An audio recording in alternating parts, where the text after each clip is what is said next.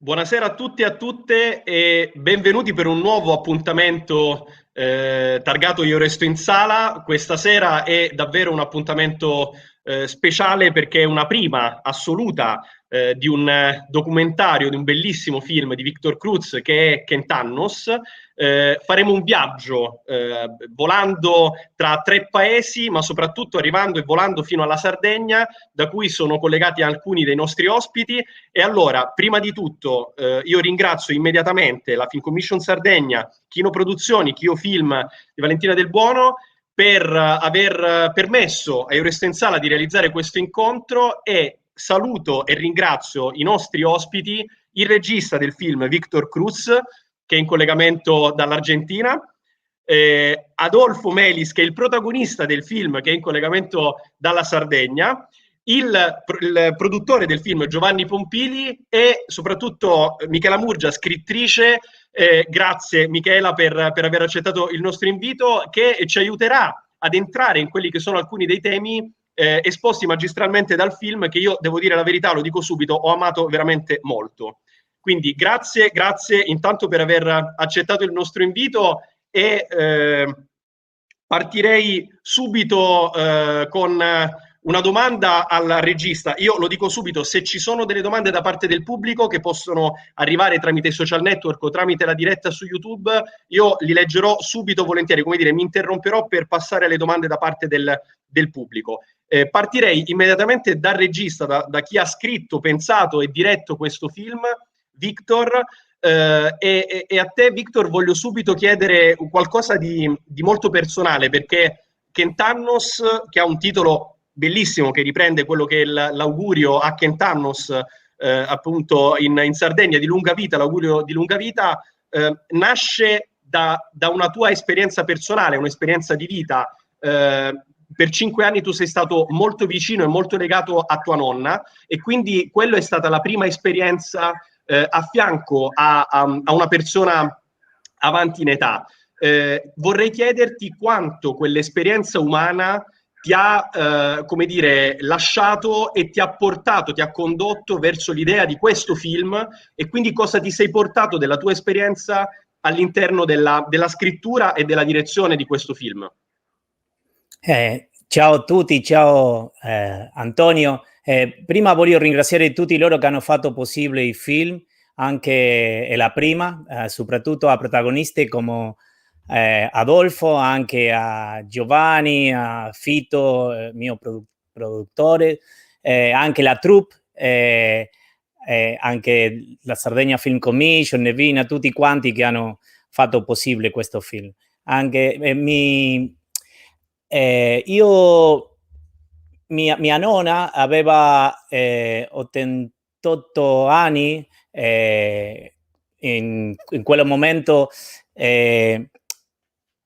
io ando molto d'accordo con le persone anziane, perché loro hanno una certa calma con cui mi sento molto bene. Ho scoperto quello quando era responsabile di mia nonna materna.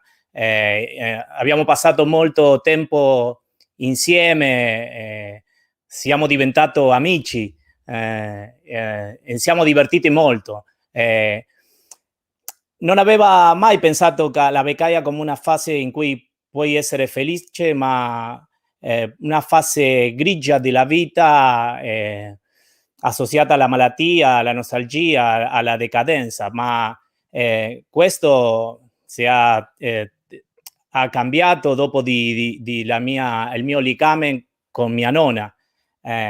Anche quando ho conosciuto tutti questa persona meravigliosa alla Costa Rica, alla Sardegna, alla Okinawa, per me quello ho pensato in girare un film su tutti questi luoghi dove la gente viveva tantissimo bene, felice, indipendente, anche dove la famiglia e la comunità era un fattore più potente, importante, perché io penso che questo è una di la cosa più importante per vivere lungo, avere amici, avere progetto vitale, anche avere ragione per vivere. Assolutamente sì, è uno dei segreti di lunga vita. Tra l'altro, lo dico subito, c'è un contest legato proprio alla visione di questo film. In palio c'è proprio un viaggio in Sardegna e quello che viene chiesto agli spettatori del film è di raccontare quello che secondo loro è il segreto per la lunga giovinezza. Adolfo, io a questo punto chiedo a te, che sei veramente il protagonista del film, ti volevo chiedere questo. Nel film tu all'inizio giochi con un aeroplano e poi addirittura arrivi a guidare un aeroplano. Allora volevo chiederti se davvero è sempre stato il tuo sogno quello di volare, e adesso che hai, lo possiamo dire, 97 anni, hai realizzato a cinema il sogno di volare. Voleva fare il pilota da militare, no? Che voleva fare il pilota da militare.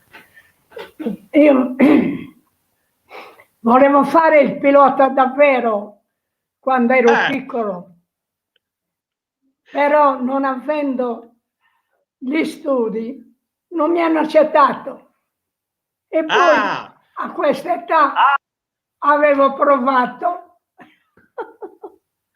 E c'è riuscito, con il cinema c'è riuscito. Almeno sono riuscito a salire sull'aereo. Esattamente, e da quello che si vede nel film è riuscito anche a pilotarlo molto bene. Beh, tanto assolutamente ce n'erano. È vero. Non c'erano curve, è vero, assolutamente, quindi era più facile. Allora, io, Michela, si andava dritti. Michela, si andava dritti, non c'erano curve, e infatti e questo perlomeno è stato d'aiuto. È stato d'aiuto. Michela, ho citato un attimo fa una dei segreti di lunga giovinezza, dicevo Victor, per l'appunto l'avere la famiglia vicino, lo stare insieme è uno sicuramente dei segreti. Ecco, uno dei temi che viene fuori un pochino meno dalla storia sarda, ma un po' di più invece dalla prima, quella ambientata in Costa Rica, e dalla terza, appunto, quella ambientata in Giappone, con le due protagoniste, e invece un grande legame verso tutto ciò che è legato alla fede, alla sacralità, diciamo. Ecco, in questo senso vorrei indagare proprio questo. Ecco, quando parliamo di lunga giovinezza, ecco, di anzianità, nella terra, in una terra come la Sardegna, che è una terra che invece è molto legata appunto alla spiritualità, come la si vive? Vorrei chiederti questo perché appunto dal film è uno degli aspetti che sul lato sardo viene raccontato un po' meno, ma invece è abbastanza noto, che quello legato appunto alla spiritualità è un tema molto molto sentito, molto molto forte in famiglia. Beh, perché nelle 3 sezioni del film in realtà quella sarda è quella dove le donne sono meno presenti, parlano meno, quindi non è un caso che nella prima e nella terza siano le donne a dichiarare la fede. Per gli uomini tacere la fede è una questione di pudore, è una malintesa virilità, quindi molto difficilmente avresti trovato un uomo disposto ad ammettere il suo rapporto con Dio in questo. Invece negli altri due, diciamo, negli altri due posti, questa cosa viene fuori. Devo dire che a me piace, non la prendo per una naivete, perché ho sempre guardato con sospetto a tutti i nostri tentativi moderni di costruire una qualità della vita e quindi una longevità della vita, quindi fare improbabili pratiche orientali anche in Occidente, mangiare cose che secondo te ti preserveranno da tutti i mali, cioè in realtà c'è un approccio magico a cose che però dipendono dal nostro controllo. mentre invece la vita, la salute, mai come in questo periodo lo abbiamo imparato, sono un dono che ci può essere, come dire, che ci può sparire dalle mani in qualunque istante. Quindi quando quelle donne dichiarano che è tutto nelle mani di Dio, solo Dio lo sa, dice la signora della Costa Rica, esatto. Sta dicendo, cioè niente di quello che mi accade dipende da qualcosa che ho fatto io, sono un mistero, sono un miracolo, e questo, se ci pensi, è una bella cosa che dà una botta non piccola alla nostra mania di controllo di tutto, anche della morte qualche volta. Tutt'altro, è vero, è assolutamente vero. E ritornando invece proprio sull'aspetto della Sardegna, io ringrazio la direttrice della Film Commission Sardegna, Nevina Satta, e Giovanni, vengo a te, vengo all'aspetto più produttivo, perché è indiscutibile che tra i film più interessanti dell'ultimo decennio del panorama cinematografico italiano, sia se parliamo di cinema di finzione, sia se parliamo di cinema del reale, quindi di documentario, buona parte sono girati in Sardegna. E quindi, da produttore, come dire, ti chiedo cosa, come dire, qual è la forza di quel richiamo di quella terra in questo momento per la settima arte, per il cinema, e da questo punto di vista, in questa storia, come è stato lavorare in Sardegna, anche perché non solo di centenari si parla, ma anzi c'è una grandissima finestra che si affaccia su quelle che sono le giovani generazioni e come le giovani generazioni si rapportano proprio invece ai più anziani. Ok, hai avuto la capacità di fare tante domande in una. Risponderò una sola, però, perché non c'è tempo. Guarda, proprio l'altro giorno è stato presentato insieme a Nevina Satta e Michele Casula di Ergo Research una ricerca sull'impatto delle produzioni in Sardegna sul territorio. Non parlo soltanto di impatto diretto, di un indotto, ma anche di quel famoso eco, no? di una costruzione dell'immaginario, di come l'immaginario può poi portare a un ritorno. Noi come produzione, diciamo, a parte il mio legame personale con la Sardegna, ma come produzione abbiamo già girato 3 film, uno a settembre, uno è stato il film austriaco La vita che volevamo, che era stato il candidato Oscar per l'Austria, che abbiamo girato interamente a Villa Simius. E diciamo la ricerca affrontava proprio, faceva un'analisi qualitativa su un campione e dimostrava come il fatto dell'ambientare dei film sul territorio poteva poi portare ovviamente a delle ricadute in termini di desiderabilità come destinazione di viaggio, come insomma tutta una serie di... E sicuramente le produzioni in Sardegna sono aumentate tanto, ma non le produzioni autoctone, non solo le produzioni autoctone vorrei dire, ma la Sardegna negli ultimi anni, con il lavoro della Sardegna Film Commission, ha avuto una grande forza attrattiva verso le produzioni internazionali. Le produzioni, le 3 produzioni, a parte Kentannos, che con Victor ci siamo conosciuti e c'era già l'idea della Sardegna, ma ovviamente era una produzione legata al territorio, perché il contenuto era il territorio fondamentalmente.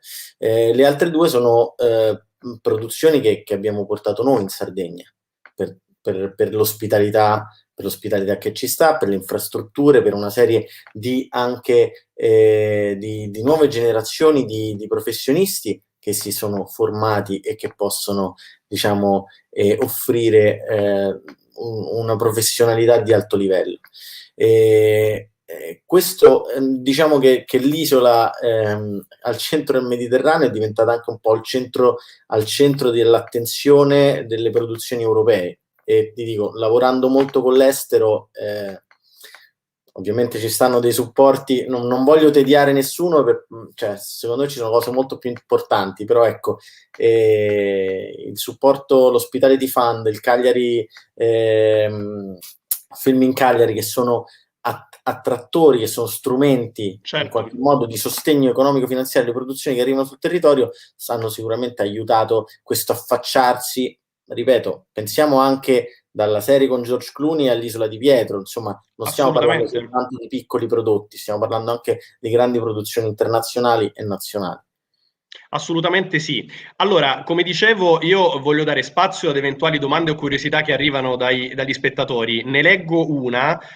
Andrea da Bologna ci chiede, anzi vi chiede, qual è il vostro elisir di lunga vita? Chi vuole rispondere? Ma scusa, ce lo chiede per fare avere le cose del contest, per dare i suggerimenti per il contest. Bravo Giovanni. Bravo Giovanni. Allora, se qualcuno vuole rispondere aiutando Andrea dopo aver saputo questo, può farlo. Però bravo Giovanni, ottimo. Io voglio che parli Adolfo, Adolfo, assolutamente. che è il più giovane di noi. No, è il segreto della lunga vita. Vuole sapere la lunga vita. Così. Ecco. Prima di tutto avere molta fede, pregare sempre, e dare buoni esempi a tutti e così dialogare sempre, non voler male mai a nessuno, anzi aiutarli a chi è povero e a chi non può far altro. Ecco.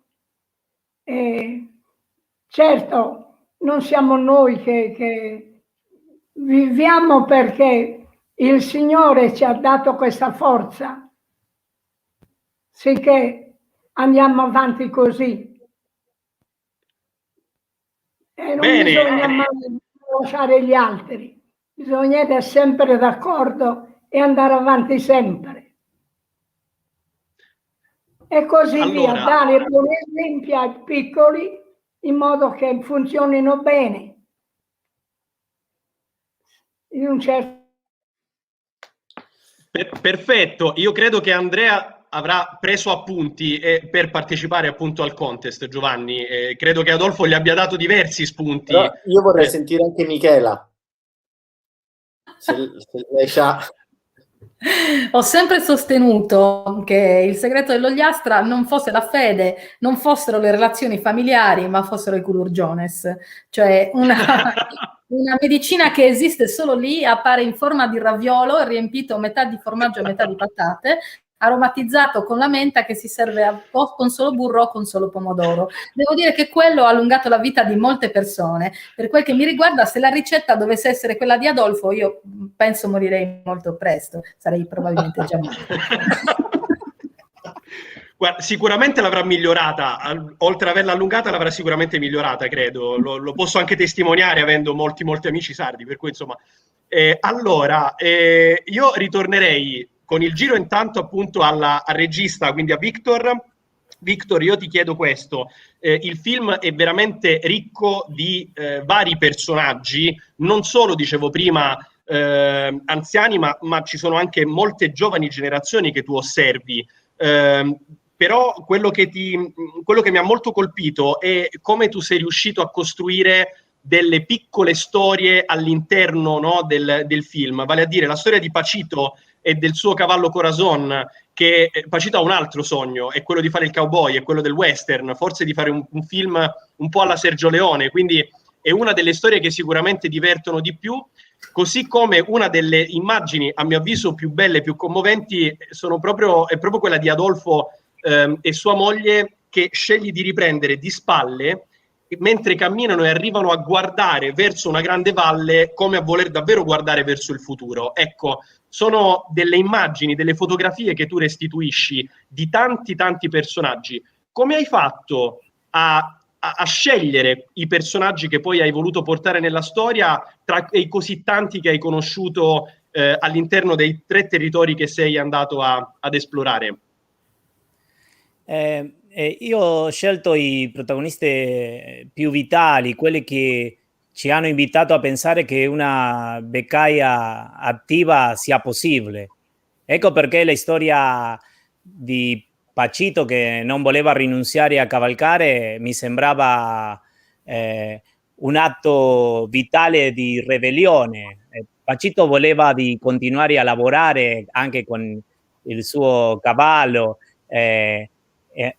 anche era 98 anni aveva in quel momento, ancora hanno 103 anni, ha dovuto Scusa? Ti sentiamo, ti sentiamo.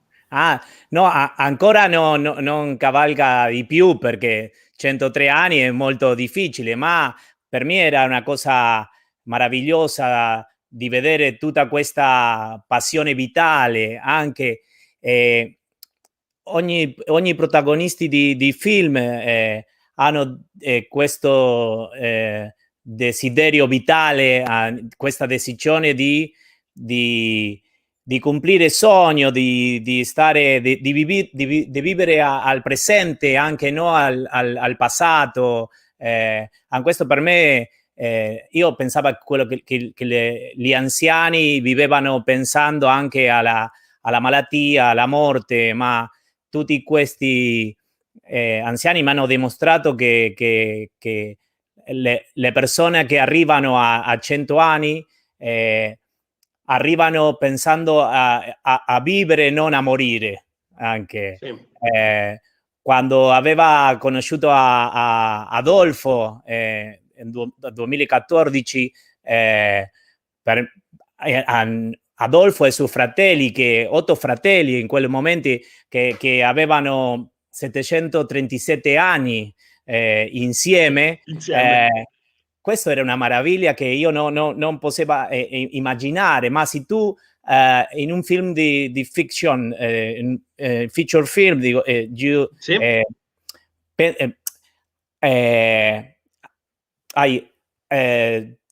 me trabé. Vai. 8 fratelli in un film di fizione che raccontano 737 anni, sì. Ma tu sei più fantasioso, ma questo era di vero, e avevamo visitato tutti a casa, anche mi hanno aperto il loro cuore. Per me tutto questo era meraviglioso. Anche io avevo scoperto questo segreto di Adolfo, ma lui non mi diceva che lui voleva volare, ma io l'ho scoperto anche. Adolfo si aveva rivelato di più in un momento, non voleva volare di vero, ma dopo aveva diventato questa idea, ha deciso di volare, ma il sorriso di Adolfo dopo di volare era una cosa incredibile. Anche per me tutto questo mi dimostrava che non dobbiamo smettere mai di sognare, no? Anche per me questo è lo più importante, di pensare alla vita come un'avventura a lungo termine. Assolutamente. Guarda, hai utilizzato una parola che è ribellione e mi ricollego a un messaggio che ci è arrivato in questo momento in diretta, Emilia Lamperti, che dice: beh, io posso dire che ho 79 anni e penso che la passione e la ribellione siano due cose importanti. Emilia, grazie, assolutamente grazie per il tuo commento. Ritornerei un attimo a te, Michela, per andare ad analizzare, come dire, da un punto di vista, ora non vorrei dire politico, ma sicuramente di aspetto sociale, sì, quello che è appunto il tema dell'anzianità in Italia. Tu da gennaio curi la storica rubrica dell'Espresso, l'Antitaliana, per cui vai spesso appunto alla ricerca, ad analizzare quelli che sono e spesso anche a puntare il dito giustamente contro quelli che sono dei temi che in Italia veramente non vanno. Io quello che voglio chiederti è questo. Per tanti decenni, in passato soprattutto, io stesso sono meridionale, per cui, come dire, l'ho vissuto io stesso sulla mia pelle, il ruolo dell'anziano all'interno della famiglia, ma soprattutto all'interno della società, è stato davvero centrale. C'è stato sempre una grande reverenza, rispetto, amore nei confronti anche proprio di quel ruolo. Oggi, nel 2021, ti chiedo, per l'Italia, che cosa rappresenta l'anzianità, che cosa rappresenta l'anziano, e soprattutto ha ancora quel ruolo centrale che in passato ha avuto, nella storia soprattutto ha avuto? Allora, che non abbia più quel ruolo centrale è evidente, anche per questioni che hanno a che fare con un subentrato efficientismo, per cui nessuno ti chiedeva di essere sempre performante negli anni 50, anche se la società dal punto di vista economico era organizzata molto più sulla linea della sussistenza di quanto non lo sia ora. Oggi invece quest'idea di essere sempre efficienti, sempre efficaci, sempre appunto performativi, fa sì che l'anziano sia percepito come qualcuno progressivamente sempre più fuori dal mercato del lavoro. Tu se vedi bene le campagne che fanno a favore dell'impegno nell'età d'argento, come si chiama, sono tutte improntate al giovanilismo, per cui vedi dei vecchi che sembrano giovani, che fanno sport, che fanno attività che facevano da giovani, che fanno, cioè l'anziano può essere raccontato pubblicamente se è sano e ancora efficiente, ma alla vecchiaia si accompagna la malattia. Alla vecchiaia si accompagna la fatica, la debolezza. C'è un passaggio del film, lo vedrete nella prima parte lì girata in Costa Rica, dove la signora chiede: spremimelo tu questo frutto, perché io non puedo, io non ce la faccio. Cioè persino spremere un frutto diventa una fatica, però quella fatica non è tanta se c'è accanto qualcuno a cui puoi chiedere: spremimelo tu. Quindi la mia percezione è questa, che non sia tanto una questione di vecchiaia, sia una questione di rete di rapporti, la paura di restare senza cura o di diventare un peso per le persone care, perché la società non è organizzata per accogliere chi è fuori dal mercato del lavoro, oppure lo è, ma lo è in senso purtroppo discriminatorio nei confronti delle donne, cioè ci si aspetta che le donne facciano quello che il welfare non fa. Quindi sì, potremmo parlare per ore di questo, però mentre guardavo l'anteprima del film, molte volte ho pensato: questo era vero 60 anni fa, io non so se oggi vorrei arrivare a 100 anni, perché non so se godrei della stessa possibilità di cura, di relazione di cui hanno goduto i miei nonni, i miei bisnonni. Assolutamente, assolutamente, mi duole sottoscrivere, assolutamente sì. Io, visti i pochi minuti che rimangono, vorrei leggere due commenti che sono invece arrivati, che riguardano lo stesso tema, e questo così lo posso chiedere ad Adolfo e a Giovanni se condividono. Vale a dire, Sara Gentile scrive: il segreto potrebbe forse essere il buon bicchiere di vino quotidiano, e si accoda anche Andrea, che dice: per me parlare e scherzare davanti a un buon bicchiere di vino insieme a qualche amico. E allora, Adolfo, prima lo chiedo a te: mi confermi che uno dei segreti per la lunga vita è un buon bicchiere di vino ogni giorno? Sì. Certo che fa bene, senza esagerare. Senza esagerare, assolutamente. Mangiare poco, sì, perché sono cose genuine queste che abbiamo in paese, e si nutre bene anche mangiando poco, e bevendo anche un po' di vino aiuta anche quello. Ecco, tutto un buon bicchiere di cannonà. Cannonà. Esattamente. Tutto dipende anche della generazione, da piccoli a indirizzarli bene, come hanno fatto a noi. Sin da piccoli eravamo bravi lavoratori, rispettosi per tutti, e lavorare sempre. Certo che tante cose vanno così, però tutta la nostra famiglia è stata sempre brava, aiutavano anche agli altri e così via. Pensando appunto a come si vive. Ecco. Assolutamente. Però da ricordare che si trova altro più alto di noi e se fa la croce fa sempre bene. Certo. E così via. Prima quello, poi un buon bicchiere di vino lo confermiamo. E in chiusura, come dire, lo chiedo a Giovanni, che sardo di nascita non è, ma ormai d'acquisizione, se mi può confermare davvero, perché lavorando in produzione purtroppo ci si imbatte spesso in tavolate, no? Sono quelle cose che per lavoro uno deve per forza fare, per cui insomma ti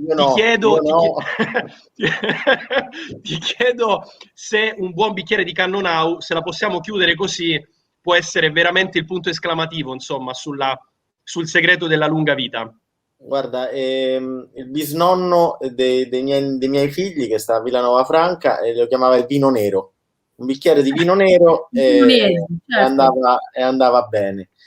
Credo anche, però, oltre c'è il nutrimento sicuramente del corpo, ma soprattutto, non vorrei banalizzare, ma lo credo fortemente, il nutrimento dell'animo e dello spirito sia fondamentale, quindi mantenere viva la mente e si parla di sogni, Victor parlava di sogni, parlava di reti, ecco, questo credo sia veramente la cosa più importante, almeno nella mia esperienza diretta, è la cosa più importante per arrivare a 100 anni, insomma. Bene, purtroppo il tempo a nostra disposizione è terminato. Mi avrebbe veramente fatto piacere, lo dico di cuore, chiacchierare ancora con tutti voi. Io non posso che ringraziare per essere stati stasera qui con noi Michela Murgia, Giovanni Pompili, Adolfo, grazie, e Victor Cruz, regista del film. Invitiamo a vederlo. Purtroppo le sale, come sapete, fisiche sono ancora chiuse. Speriamo presto in una pronta riapertura, lo speriamo davvero fortemente. Per ora il film è presente sulle nostre sale virtuali, il circuito Io Resto in Sala raccoglie molte esperienze di cinema italiani, per cui il film lo trovate su molte sale virtuali, appunto, di molti cinema italiani. Grazie a tutti e a Kentannos. Ciao, buona visione. Ciao. Grazie. Grazie. Grazie a voi.